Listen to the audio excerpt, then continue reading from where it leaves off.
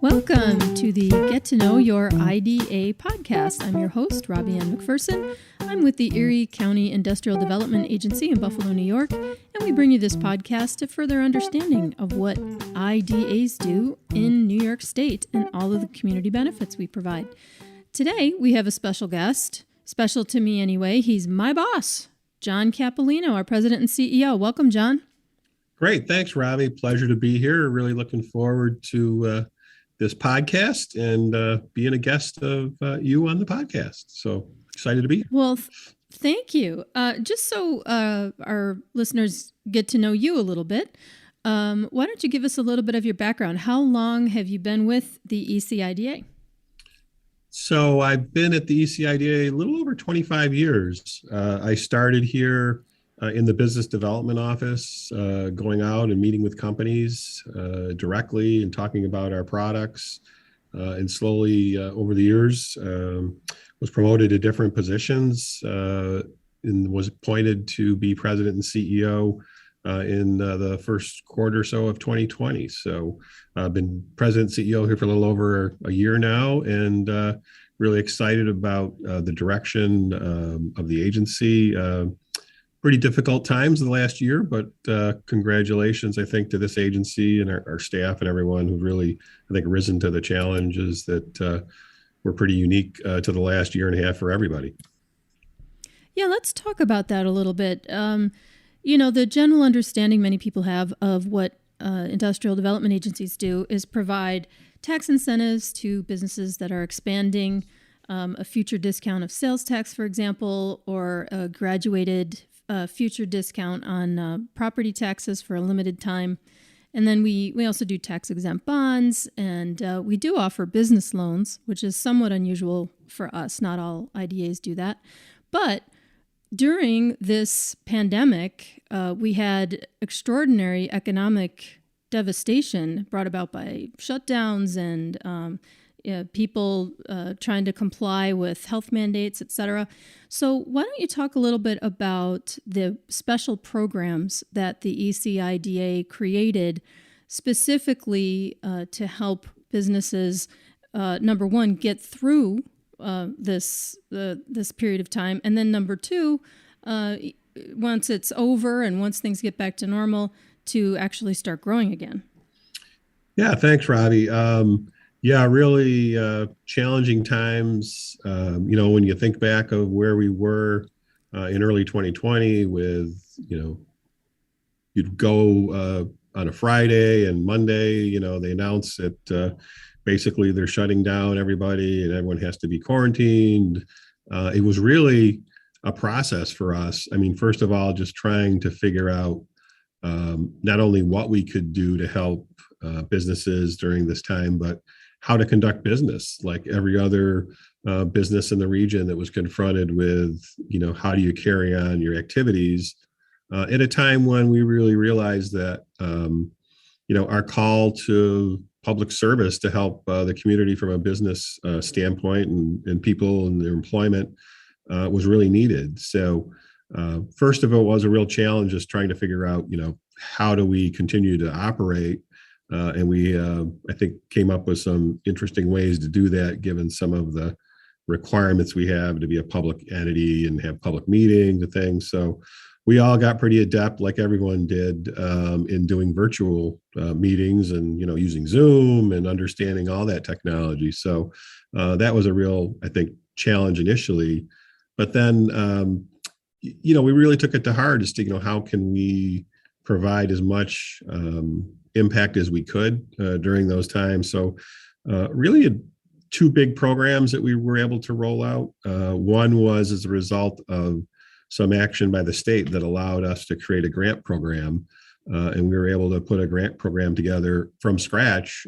We had a couple staff people and multiple people who worked on this, but it was really, from creating the program, creating an application, getting the actual grant money out and into people's hands. I mean, all that was something that we put together in a period of weeks to get money out. And we were able to deploy, over $600,000-700,000 to local businesses to help them with their PPE expenses. So the ability from the state to allow us to do the grants was limited to activities and expenses related to the public health crisis, primarily personal protective equipment, and also physical barriers and things that you see or did see in some of the restaurants and vendors and retail places. So it really opened our activity to an area that we typically don't have a lot of historical interaction with, which was retail, which was an area that, as we all know, was really pretty devastated by the pandemic. So that was a real number one, something that we put together kind of on the fly and really did a great job, I think, getting that money out. The second piece of it, equally as important, was we were able to work with the federal government. We early on got basically a call from the federal government and said, hey, we would like you to apply for some additional funding to help do lending to small businesses. So we really looked at it and tried to take a really innovative approach and say, okay, businesses are right now, during the height of the pandemic, a lot of the businesses were not able to be open. So to provide a quote unquote loan at that time where someone's going to have to make payments, wasn't as effective as we thought the tool needed to be. So we really created a loan program that was structured as close to a grant as we could do it under the program. We came up with some really, I think, innovative and aggressive terms where we were able to give loans out to small businesses that were impacted by the pandemic, and they literally don't have to make any payments for a year. And then the second year, we're only interest-only payments. So really effective. We got the initial was a $5 million allocation from the federal government. And it was interesting because, we all sat around the table and Robbie, you were there as well. We discussed this, like, is this going to be something that's going to take us 6 months, a year? We had, according to the federal government, we had 2 years to deploy the $5 million. The announcement was made of the program, I think, within the first 72 hours after the announcement was made. We received 20, 30, 50 applications in the first week for assistance. So it really pointed to the extreme need that people had. And we really got all the money deployed within 6 to 7 months of rolling the program out. So really successful, and I think really proud of what this agency was able to do to help businesses during that time. And I think we were able to get some resources out that really helped a lot of smaller retail and other businesses. And the interesting thing of the program too was it was able to be targeted towards nonprofits, which is a unique kind of thing for us, in our typical loan programs. But a lot of smaller nonprofits that provide really great services to this community were really up against it because a lot of them are direct, client pieces, or they have a lot of, public interaction, things like Explore and More and, the botanical gardens, those folks who rely on people coming into their facilities, and we're able to help them with loans and with grants through our PPE program as well. Yeah, so if we talk about the grant program, which, as you said, was open to nonprofits as well and small businesses, there were some tight qualifiers, though, right? Minority or women-owned businesses or veteran-owned businesses, et cetera. And there was a highly distressed census tract requirement too. But it looks like the ECIDA issued 105 grants, and that totaled well over $687,000, almost $688,000. And it probably would have continued on to a full million, but the emergency was lifted, so that kind of ended the program, right? That's why the program was sunsetted. Yeah, it was, I think, a very effective program, and as you mentioned, the state asked us to target it, so it was really targeted towards areas of the community that had some serious impacts, whether it was women-owned businesses or minority businesses, which tend to be, more fragile sometimes, just given the nature of a lot of them are startups and things as well. And it was targeted towards areas of the community that were distressed. So that was a big piece of the program. And also the ability to offer the grants was during the period of the emergency declaration that the state had offered and ordered. So the declaration did expire, which did stop our ability to provide the grants. I will say that, we work with our statewide economic development organization, one of your earlier podcast guests, who's the head of that group. And oh yes, Ryan Silva. He yeah, was a guest on our debut episode. he was your first guest. Yeah, the executive director of the New York State Economic Development Council. We're so successful in the grant program during the pandemic that there is some discussion about, maybe having an ability for IDAs to provide grants going forward, outside of the emergency declaration orders. So overall, I think, great program. And to your point, down the road in the future, we may see an ability to, do something like this similar for other, in response to other issues, or, provide other support for, communities and businesses that have needs in the community.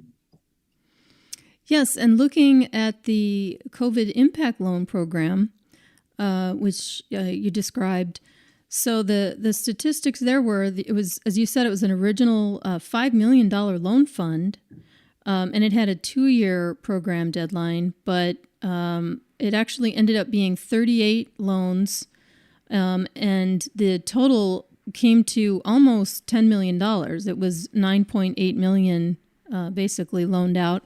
And the private investment that generated was almost $11.5 million. So, and I'm looking at the job totals too. It created 151 jobs to be created within the next 3 years, and 525 jobs that were saved. So, can you tell us a little bit about how the COVID loan program bled into our regular loan program, how that $5 million turned into 9.8? Sure. So we do have 2 loan programs. So we have a longstanding existing program that we do lend to businesses, and then we've got this special fund, as Robbie, as you were mentioning, the COVID program, which was targeted to a specific purpose. But as the pandemic rolled out, we were getting other inquiries from businesses, maybe that had a larger lending need. They needed to borrow more money than the COVID program looked at. So we were able to really provide both our tools. So we have a standard loan program. So we were able to utilize that to help businesses that may have had a larger need or may have been a little bit outside of the parameters we put together for our COVID special program. And, like anything, there were some businesses which you could probably, think about and guess that actually, had growth needs during the pandemic. Some of these businesses that were in providing specific, healthcare devices or made PPE, those kind of things. So yeah, they're, in logistics, right? I mean, grocery stores and warehouse stuff locally, there was some need for expansions in those areas. So we were able to, service those folks out of our traditional loan program. So as we rolled out the COVID program, our brilliant marketing person came up with some of these ideas about, letting people know about our needs. So, the messaging really was, hey, we're here to help. We have funding, specifically for these programs, but, call us and talk about if you need help. And then, it became, do we plug you into program A or program B? But the overall program activity really generated more investment on both sides. So for some of the more traditional lending programs too, we were leveraging private investment that businesses were making. So if they had growth opportunities and they said, hey, we have to add a new machine line because we're going to, we have more demand for our product, we typically only lend to a portion of that. And then the businesses are providing, their own capital as well. So, you see a double benefit to those. You get not only the the money you're putting into the marketplace, but also the private investment that companies are making.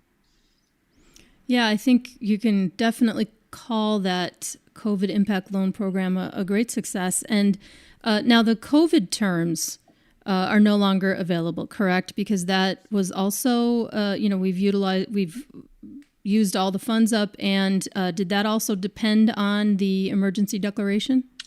So the COVID loan program, we had $5 million, and we have exhausted that. We've gotten that money, out to folks.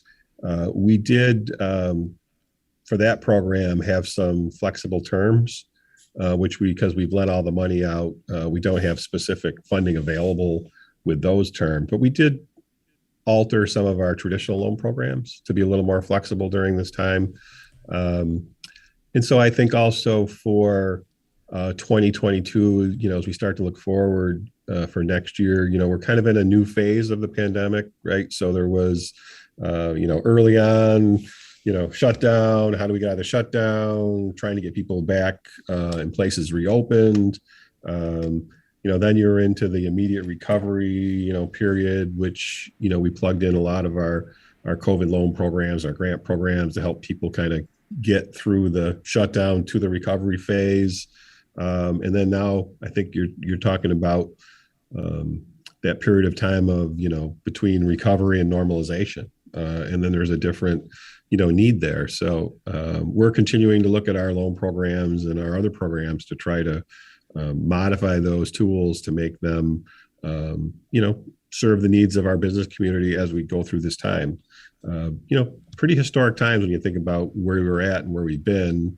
So I'm real happy that we're able to have the flexibility in some of our programs to be able to, modify those to really try to be as effective as we can to help businesses through different periods of this recovery. Yes, and I believe the term that everyone said over and over again, unprecedented times, right?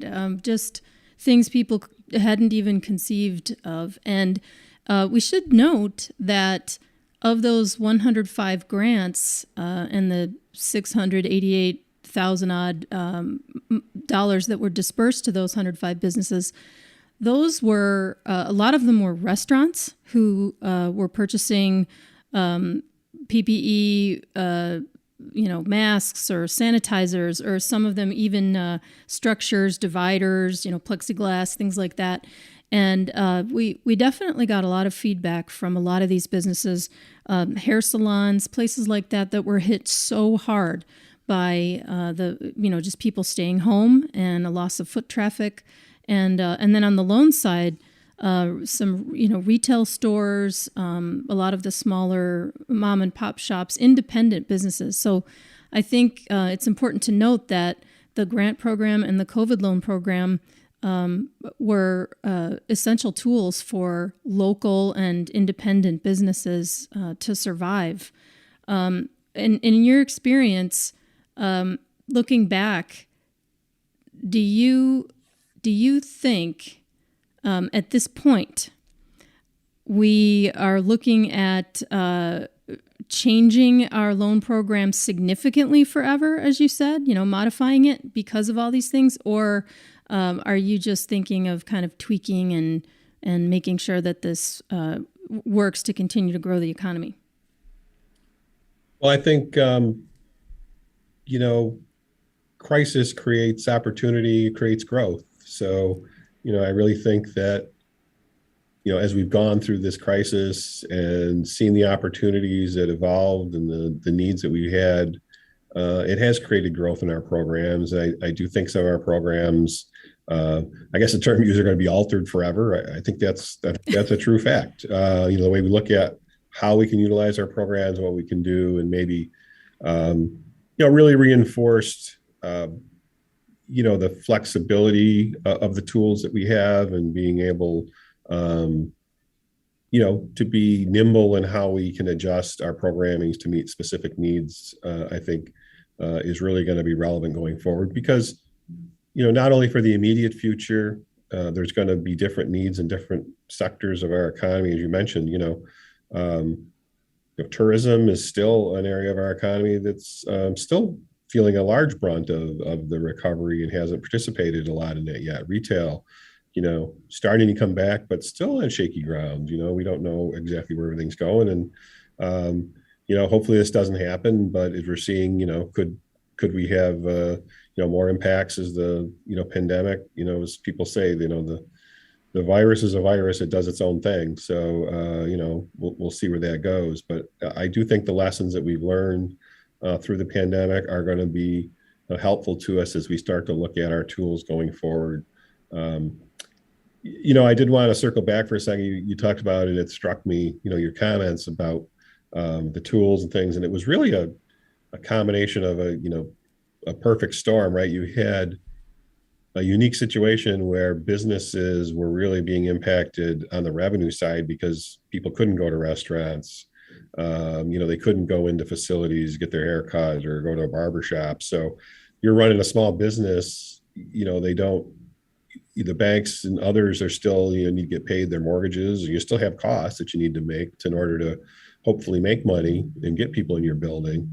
At the same time, when they were opened up to the fact that they could start to bring people in, they had additional costs that they weren't anticipating. Those were, if it was masks, it was gloves, it was, we did a lot of air handling systems where people really put in better filtration and air handling to deal with that. So you kind of had that perfect storm of, declining or loss of revenue and increased expenses, trying to get back to the point where they could actually have people in their facilities and start to make money. So I think that's one of the big lessons going forward, is to really think about and understand, the impacts of outside, variables on the businesses, and then how our tools can be applied to help to meet those needs of the community, and to do it I think in some of my lending folks, Jerry Manhard, who's our chief lending officer, and Daryl, will tell you, our ability to alter the program and do it in a fast fashion and try to get, through our process, which we have to do, was equally as important in thinking about as we go forward, the things that you think about streamlining decision making and get the money out quick, when you have those issues, is something I think that we all learned, and how important that is as well. As we got a whole lot of applications in our first, I think fear was, oh my gosh, we can't have people waiting, 5-6 months for us to go through all these applications. So, right. A real, I think, learning lesson there is to the importance of our process and making sure we can be timely in our responsiveness as well. I think that's a great point, and one that also addresses your previous comments. I think adaptability is something that both the staff and the board and you really have embraced over the last year and a half or so. Just the ground shifting, the goalpost shifting, everything just constantly changing and moving, and we just kind of tried to keep our eye on the ball, as they say, and make sure that we were doing the best to serve the businesses. I know that was quite a Herculean effort for Jerry and Daryl Spilecki, our credit analyst. Getting all those loans out the door. I mean, that is incredible in a couple of months. Just a few people, putting all that together. So in our loan committee meeting, and we have a loan committee of volunteers basically, and they came in and would sit in loan committee meetings, for a couple hours reviewing cases and things. So I will say the one thing that shout out to our staff, our board, our volunteers that serve on our committees. The IDA is a type of organization that people work here and they really care about the community, and they really want to, drive results and get product and help businesses. I mean, I think there's a real, not only personal and organizational commitment, but people feel it. They feel it in their heart. They believe in the mission and they believe in our businesses and want to keep, opportunities here for our residents to, have jobs and raise families. So, you hear this a lot, but, I think it's more than just a job for a lot of people, our board members and people who work with us, our partners and our staff. And really during the pandemic, I think that was on full display that people, um, you know, really gave it their all to, provide value and help out in a time when everyone understood that, we all needed a helping hand. Agreed. And, I'll just throw this in there. A lot of it has to do with our great leadership, Mr. President and CEO. There you go. Well, you can only, set the table. You got to have people that are willing to, do the work. So I really appreciate all the folks we work with. Well, speaking of work, we're out of time. But I do another version of this because you touched on the surface. So I'd be happy to come back for another visit to the podcast. Yes, I'm planning on having many more visits with our president and CEO. There's so much to talk about, and even one thing that you mentioned early on in the podcast, which is just the changes that our staff went through.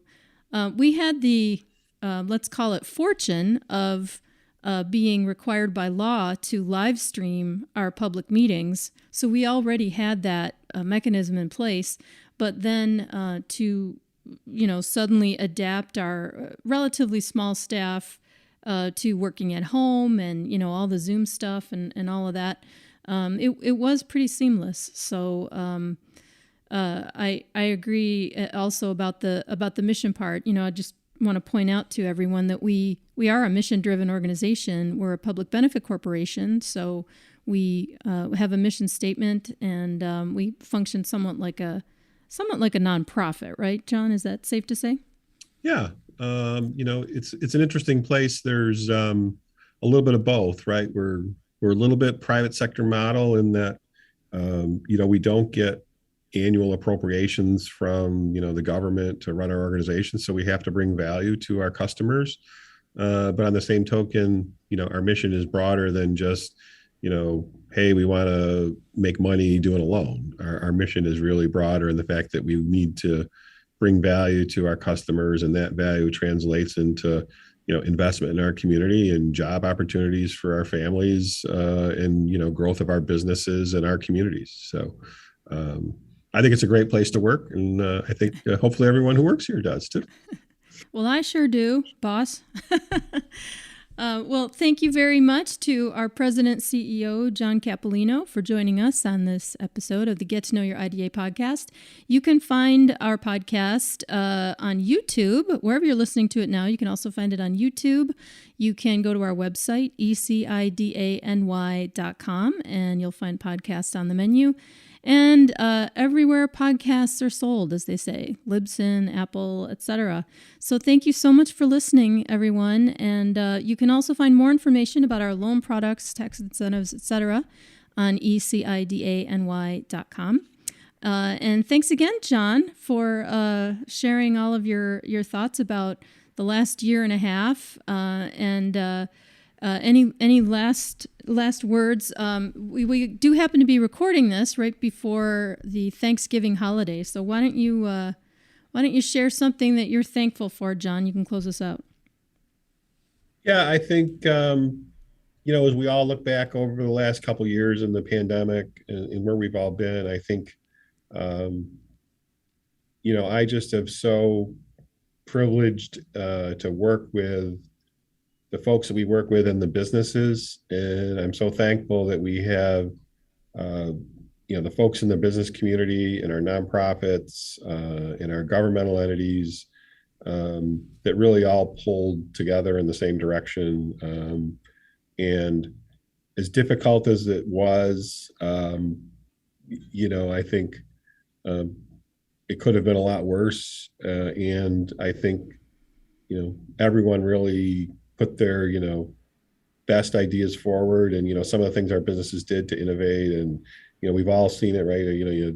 People were eating out on the sidewalks in the wintertime for businesses. And I mean, the one program, which I think was really emblematic of that, Robbie, was something you worked on too, was the Shop 716 program, where, people really came together and said, we want to support our local vendors. We want to support our local businesses. And we, the work you did, the county, to put together. So I think that was really emblematic of the spirit that I'm so thankful for, of everybody, you know, kind of pulling together for the community and recognizing that, hey, we all needed a hand up, and we all need to pull together. And I think people really did. Well, I'll echo those sentiments. And thanks again, John. Thank you all for listening, and we will see you next time. I'm Robbie Ann McPherson, and this is the Get to Know Your IDA podcast. Have a great day.